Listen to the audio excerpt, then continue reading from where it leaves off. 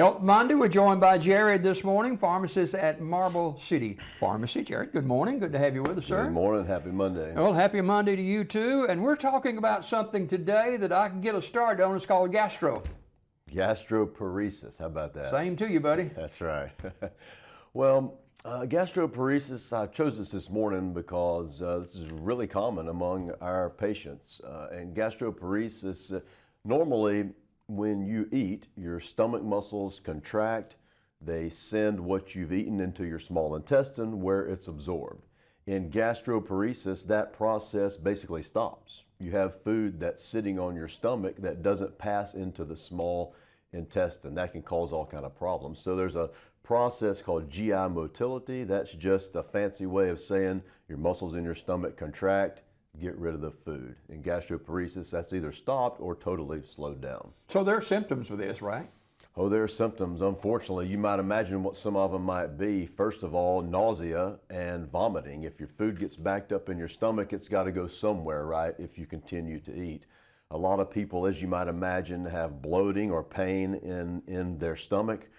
You have people who have reflux, which also makes sense because if the food's going to sit there, again, it's got to go somewhere. A lot of times it will come back up. You have people that are feeling very full as soon as they eat. You know, you guys might eat a full meal if you're normal and before you feel full. A person who has gastroparesis may have just a few bites and feel full. And then, and this is one of the issues, you have people who end up with weight loss because they're not absorbing enough food, they feel full so they don't eat, and sometimes even malnutrition. Do certain foods cause this, or what causes it? Not foods, no. Well, actually, sometimes you don't know what causes it, but what happens in gastroparesis is there's a nerve that sends signals to the stomach to move food along, basically. That nerve is called the vagus nerve. And so anytime you have damage to the vagus nerve, it can stop this process. The most common thing that causes gastroparesis, and this is what happens in most of our patients, at least in Alabama, is diabetes. That's the number one thing. You guys know, because you've heard it on here 1,000 times, diabetes can cause damage to a lot of different nerves. When it causes damage to the nerves in the stomach area, it can cause gastroparesis.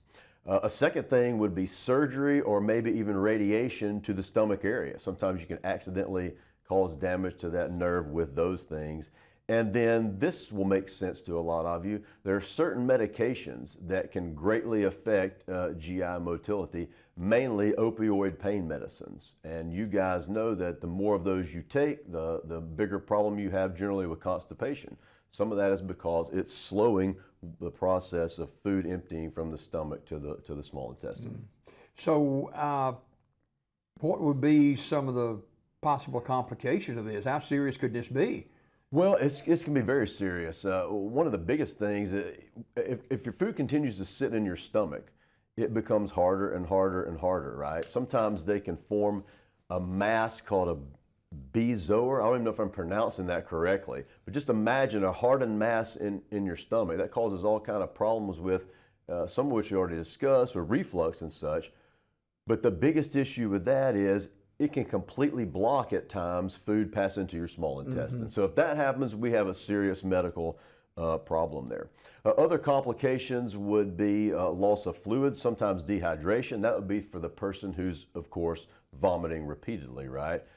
Malnutrition, which I mentioned earlier. If you don't want to eat or you can't get food to pass from your stomach to your small intestine and get absorbed, you won't get the nutrients that you need from your food.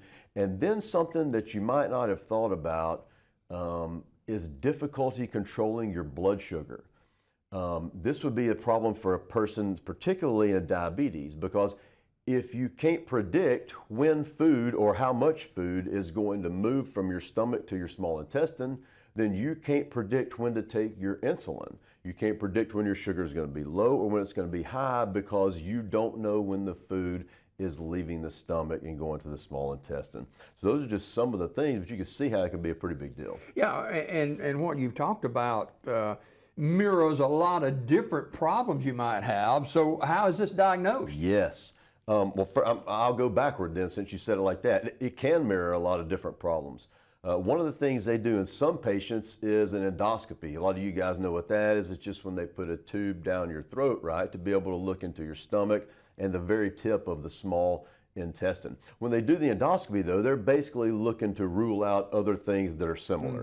And a peptic ulcer would be a great example of something like that. If you have stomach ulcers, you have a lot of this nausea, vomiting, bloating, pain, that sort of thing. So there's similar symptoms. That would be to rule out something, though. To actually diagnose a patient with gastroparesis, there's really one main test, and it's a type of gastric emptying test, they call it. Basically, you'll eat a small meal that has radioactive material in it, and then a scanner will follow this through your body for around 4 hours. That's how they tell if it's taking too long. Wow. So I'm assuming there are treatments for this.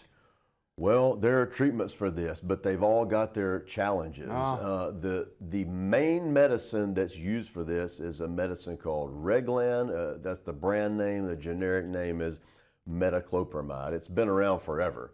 The issue with this one is it has a lot of side effects. This medicine works, by the way. This is the one medicine you can almost be guaranteed to work, but it can have significant side effects, including one called tardive dyskinesia. That's involuntary movements, usually in the mouth or the face, but sometimes in other parts of the body, which can be serious.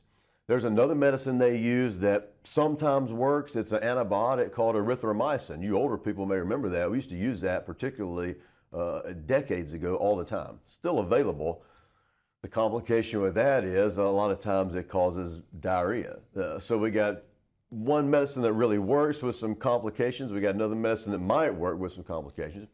Then you have all kinds of drugs that are used for constipation, specifically for patients who are taking opioids. And there are several of those. They sometimes work for this, they sometimes don't, but they're becoming more and more common. Problem with those is they're all in the brand name for the most part, except for one, and they're all really expensive. There are lots of developmental drugs in the process. This problem is such a problem in our country that a lot of drug companies are working on new developments. There's a nasal spray they're working on to try to bypass some of these side effects, other drugs that haven't been approved by the FDA yet. I'm personally hopeful that some of this will be available sooner rather than later because, you just don't love all the options that are out there now. Yeah. We appreciate you coming this morning and hope that this has enlightened people. If they need more information, you guys are open to talk with them about it, I'm sure? No doubt, 8:30 to 6 today. Come on down. Yeah, and before we go this morning, I have a family member who has developed shingles. And that's something we talked about way back. But, when this person told me that, I said, "You got shingles? Where is it?" "In my back."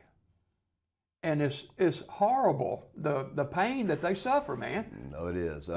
Well, the most common place that people get shingles is either one side or the other, but it will wrap around the flank. It's almost in the back, almost in the kidney area. And so it can mimic other types of pain. But with the shingles, you'll have a rash if it's in that area. But yeah, hurts like crazy. Yeah, no doubt about it. Hey, thanks for coming by this morning, and we will take a quick break and come back with more as we continue on Daybreak Live Health Monday every month here on Daybreak. Back with more after this.